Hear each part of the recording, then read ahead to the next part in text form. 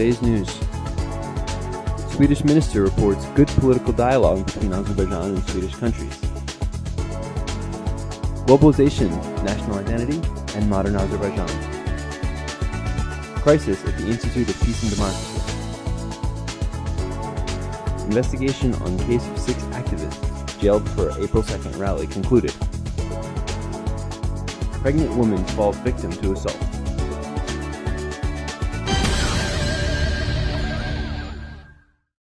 The foreign ministers of Azerbaijan, Armenia and Russia held an in-depth discussion on the resolution of the Karabakh conflict on June 11th in Moscow.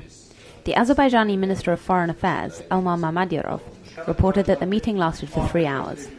In a press conference after today's meeting with Sweden's Foreign Minister Carl Bildt, Mammadiyarov said that there is progress on some previously unresolved issues. Nonetheless, some issues are remaining, says the minister. The foreign ministers from all 3 countries will report to their respective presidents, who will then discuss the issues at a forthcoming meeting in Kazan, Russia. Bildt said that Sweden and the EU support the efforts of the OSCE Minsk Group in assisting peaceful resolution of the conflict. In a response to the question, can the model of the Alan Isles be used in the settlement of the Karabakh conflict, Bildt replied that there are various international models available. He said that 90% of residents from the Alan Isles are Swedish. They held a referendum on joining Sweden. However, after negotiation, they received autonomous status in Finland.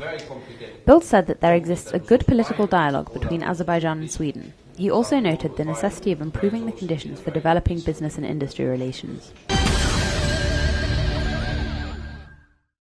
The Center for Strategic Studies under the President of Azerbaijan held a seminar on globalization, national identity, and modern Azerbaijan at the Baku Business Center. The question of protecting national identity was discussed.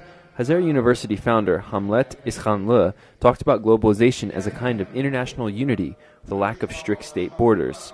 The event discussed the post-World War founding of the modern period globalization process. After the collapse of Soviet rule, the modern globalization process picked up speed, aided by the creation of international financial organizations and corporations. The event claimed that during the past 20 years, the globalization process affected not only the economic and political sectors, but also the information communication technology sector.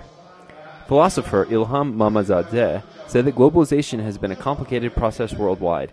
He emphasized that it is of no use to completely reject it or completely approve it. Mamadzadeh thinks that Azerbaijan should seek an approach that falls in between nationalism and internationalism.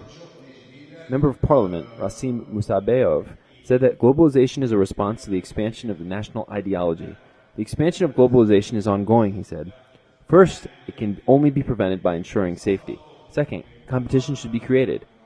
Competition should be promoted to not only the economical sector, but also to all vital sectors of the country. It was noted in the event that world people are very active from the angle of communication. Priorities should be determined how to protect national identity. It was emphasized that there is a need to ensure such priorities as the rule of law and justice in Azerbaijan.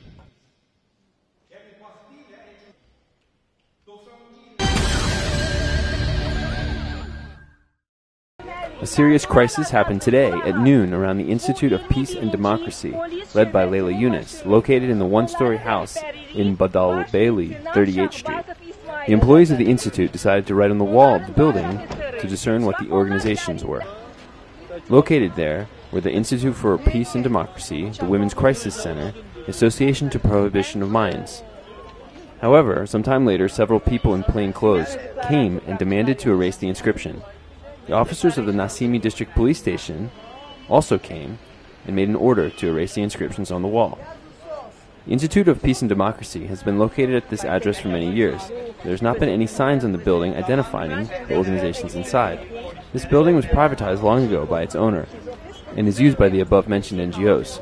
However, the police could not explain why it is not permitted to write on the wall what institutions are located in it. Moreover, they attempted to take Leyla Yunus to the police or to pressure her so that she would not have anything painted on the wall. After Yunus did not obey them, journalists and foreign diplomats came to the scene, and the police stepped back but continued to keep watch from the police car. This is arbitrariness and pressure on us, but we will not surrender, said Leyla Yunus. The pressure of police coincided with the demands of the executive power to liberate the houses and to move to a new premises. Most of the people demand to leave their flats in the center of the city and to move to the outskirts of town. According to the residents of the houses in Badabeyli Street, The representatives of the government have not yet paid the compensation of 1,500 manat per square meter. According to the plans of the authorities, one-story houses in the Bada Beyli and Mirza Aga Aliyev streets have been demolished. The authorities are going to build a winter boulevard in its place.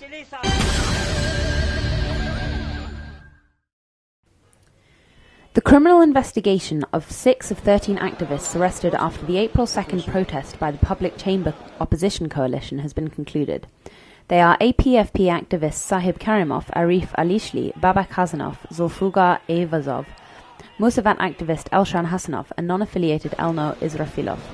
Israfilov's attorney Yalchin Imanov reported. According to him, the protocol on the conclusion of the investigation was provided to the defendants on June 13th. A criminal case was launched after the April 2nd rally of the opposition group under the Articles 223, violation of public order, and 315, resistance or violence against a public officer of the Criminal Code. An investigation group comprising of prosecutor's office employees and policemen is implementing the investigation.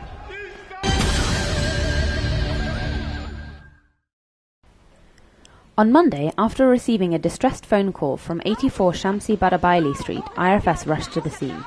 Residents had assembled in the street. They were all talking about the violent conflict that had just occurred, with victims including women, children and the elderly, as well as a pregnant woman, who now fears she may lose her baby. The woman alleged that a representative of a construction company had hit her in the stomach to silence her protests, as witnessed by her neighbours. According to residents, they were given 10 days to leave their apartments, or their apartments would be destroyed at any time without warning. The company is only interested in making money at our expense. They are offering us 1,500 AZN per square meters, but they'll sell to investors for 4,000 AZN, say the residents. Recently, the conflict has heated up, and residents and government authorities continue to disagree. Residents have threatened, "Go wherever you want. You cannot do anything. If you are Russian, you must go back to Russia. If you do not leave, you will be trapped in a collapsing building." Later on, the pregnant woman fell ill, and her neighbours called an ambulance. As roads around the building are closed, doctors had to go halfway on foot. As the ambulance left, residents began to clear the roads, still hoping that they will achieve something.